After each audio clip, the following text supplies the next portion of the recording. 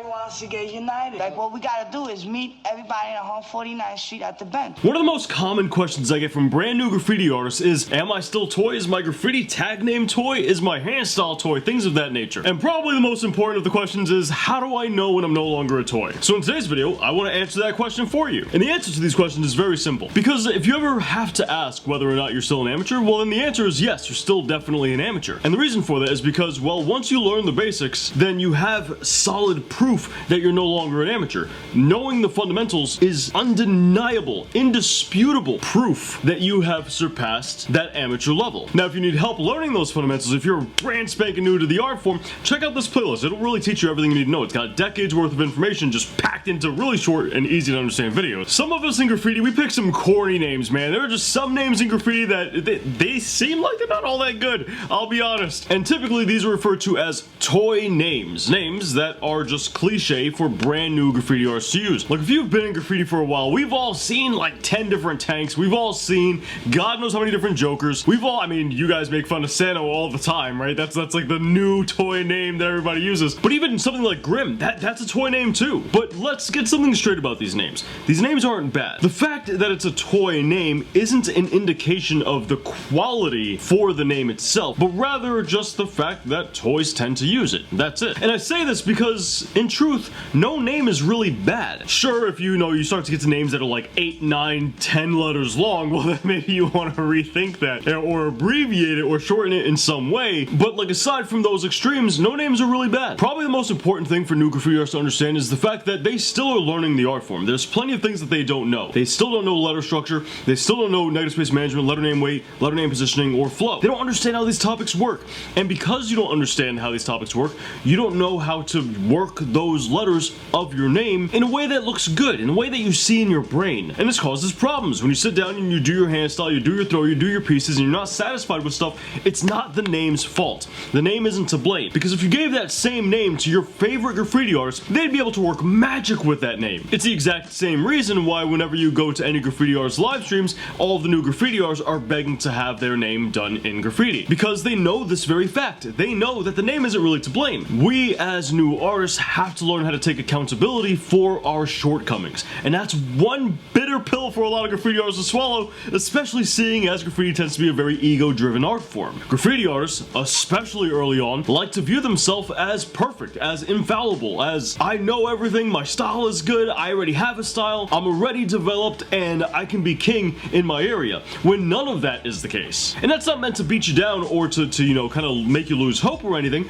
but it's to drive home the fact that there is a lot for us to learn, and whenever we make a mistake, we can't blame those mistakes on the name. We can't say, oh, this name is hard to flow, this name weighs too much on one side. That's never the case. Now don't get me wrong, certain letters have an easier time with some fundamentals than others, but all letters, all structures of every alphabet are capable of doing anything you need them to do as far as the fundamentals are concerned. And you guys have heard me say this a million times before, but this is why when new graffiti artists tell me, hey John, look man, I find my name really hard, I changed it because it was just too difficult. I always recommend you stick with that name. Because the whole point of graffiti is that we learn the name, we kind of grow into it. We're unfamiliar at first, we study, we practice, and we really try to make progress, and over years, we do just that. We make that progress, and we can look back at what we used to do and laugh at it. Because that's the whole point of graffiti, is to learn your name. Let me know why you started using your tag name in the comments down below. And if you want to have a much easier time learning your name, then check out the book we have in the description down below. It comes jam-packed with easy to follow lessons that'll teach you each one of graffiti's fundamentals, with hundreds of illustrations throughout the book to make that learning process really easy. It makes it perfect for brand new graffiti artists trying to learn the art form, and experienced graffiti artists who want to deepen their knowledge of the fundamentals. And right now is the best time to pick it up. Use the code July 4th for 15% off the book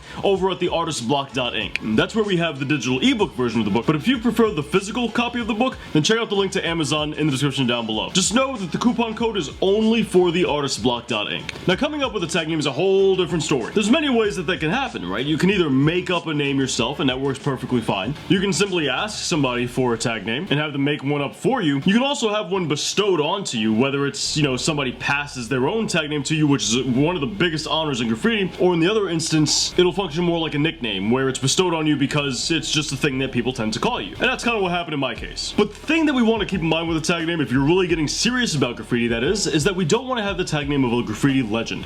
Now, not everybody with a huge Instagram following or YouTube following is a legend. Just because you saw their work on Google or you saw their work, you know, next door to your house, it doesn't make them a legend. The only names that are off limits are the names of legends. That's it. But if you guys want to see a list full of tag names, just to get some ideas or even take one of the names from the list, check out the link in the description down below. I made an entire, you know, well, a list full of tag names, and none of the names on that list are the names of legends. So any of those are up for grabs and free to use. Now, when it comes down to progress in graffiti, is the fact that it takes time. You know, this is not something that you can really rush. Your first few years, you're bound to be toy. It's just the way it is. And the fact is, there's nothing wrong with being toy in these early years because we all start there. Progress, real progress, has to be made over time. What you don't want to do is you don't want to spend these early years just copying other people and biting what they're doing in order to try and have a dope hand style, a dope throwy, a dope piece that isn't toy. Because not only are you not learning, which is really what's going to keep you toy for decades to come, but it's also not working. When you bite people, you bite their hand styles, you bite their throwies or their pieces, everyone can tell. Everyone who's been doing graffiti for more than a year, 2 years, 3 years, 4 years, 5 years can tell. Everyone who's still a toy can tell because they're biting the same people, and everyone who's better, who's been doing graffiti for longer, can tell because you're biting their friends, or you're biting them, or you're biting the people who are really big in graffiti that they also have seen. Now, if you have bitten in the past, now's the perfect time to stop. One of the worst things that this does to you is the fact that it doesn't let you learn your name specifically.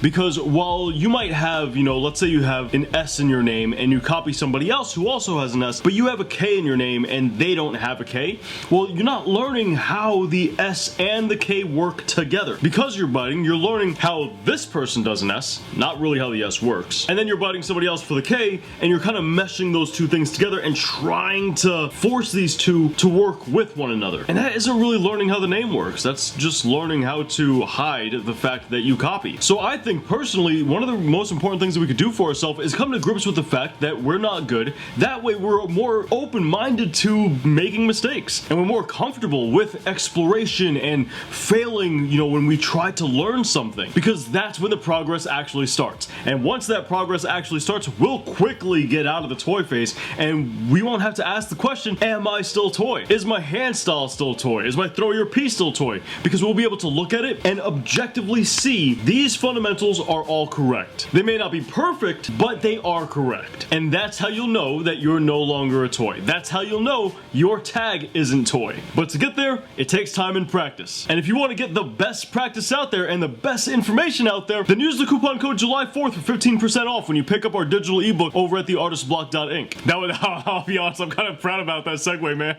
That was kind of smooth. But also, check out the best side of the graffiti tutorials right up here with more graffiti content right down here. Man, that was clean.